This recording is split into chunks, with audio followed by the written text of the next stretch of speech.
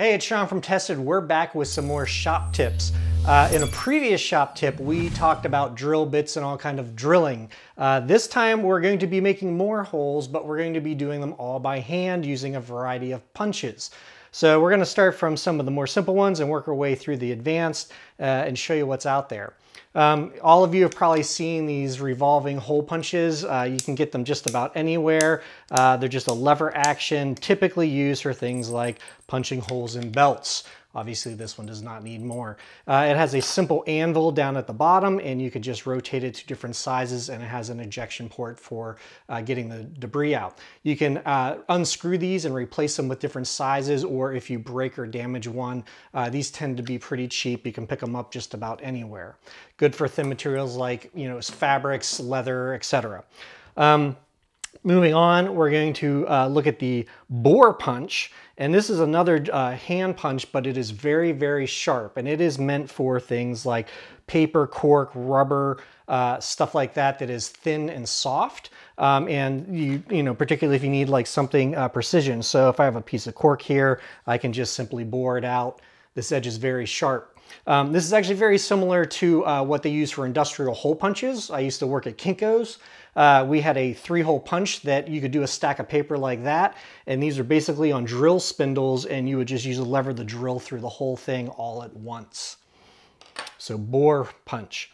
Hollow punch, or a different version called the arch punch for different various reasons.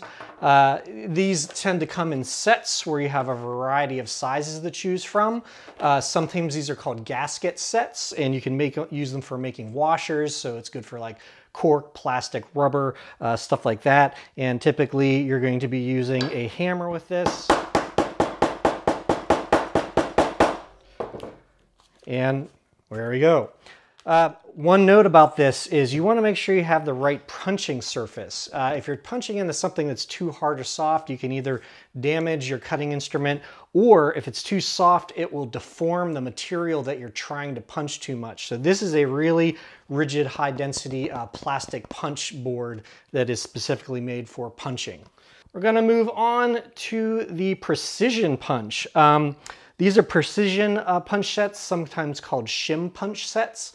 They also come with a variety of size punches that go in it.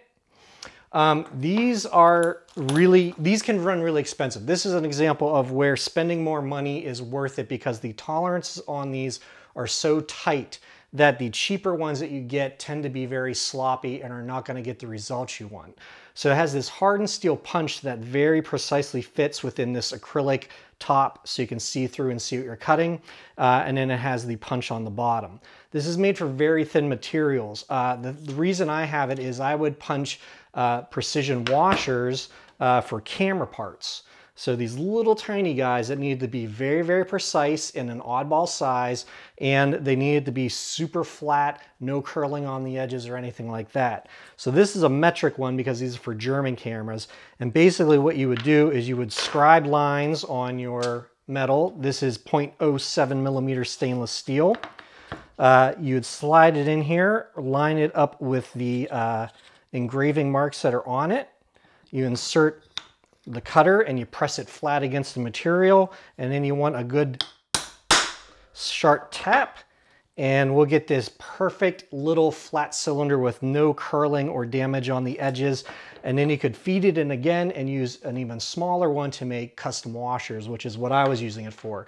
I also use it for kind of silly things like making metal tops for Ghostbuster knobs that were missing them.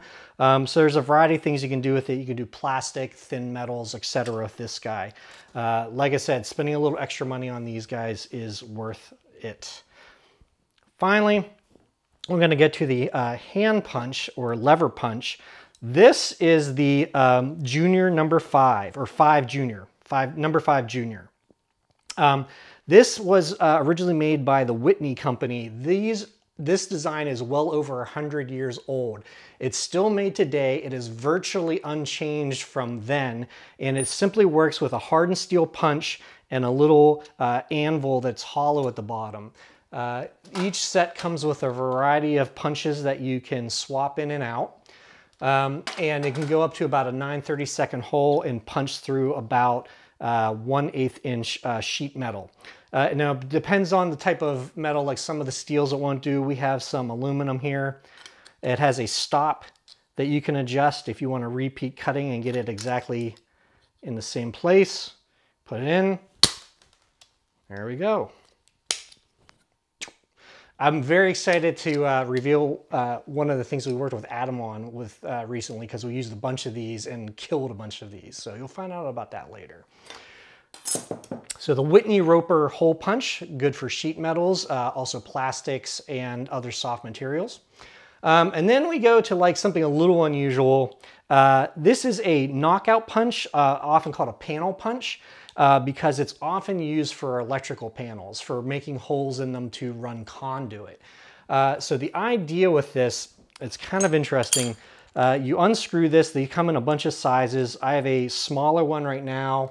This is one of the larger ones that you can get. And it basically has a set of cutters here. So these sharp barbs that will dig into the metal. You drill a pilot hole, which is the size of the stud. You put it through there. You put the cutter on the bottom. And then in this case, with one this size, you could use a wrench or a ratchet to crank this down. It draws it and then cuts a hole through it. There are other ones which are also ratcheting so that they stop and keep their position as you go. And there are also hydraulic ones when you get to bigger holes that you simply can't get through with a wrench. And basically you're gonna end up with something like this.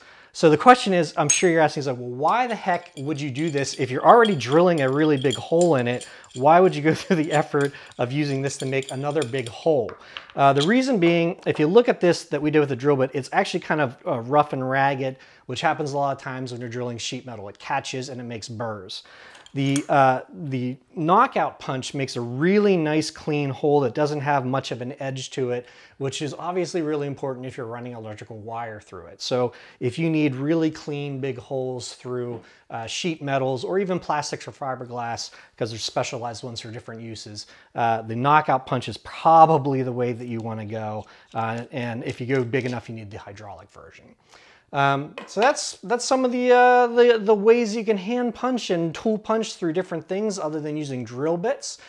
Please tune in next time for the next shop tips and let us know what you like punching holes with in the comments.